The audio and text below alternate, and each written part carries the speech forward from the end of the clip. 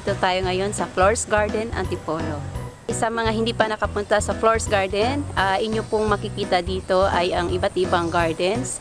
Kagaya po makikita nyo yung hardin ng buhay, full of weeds, mga damo po siya, pero meron siyang value, medicinal and edible plants. Kagaya po ng talinum.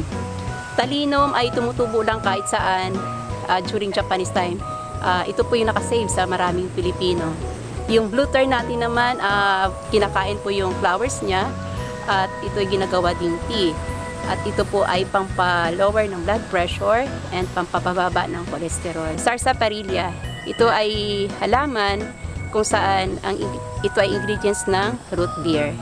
So hindi po pa kami gumagawa dito ng root beer, rather yung sarsaparilla ginagawa namin pang alkaline.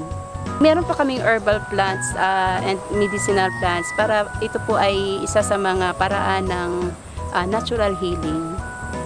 So, ang advocacy po ni Ma'am Flor ay yung healing and wellness. Kaya sa mga kapuso nating on the go, tutukan nyo ang live stream ng ating programa sa official accounts ng GMA Network, pati na rin sa YouTube at Facebook.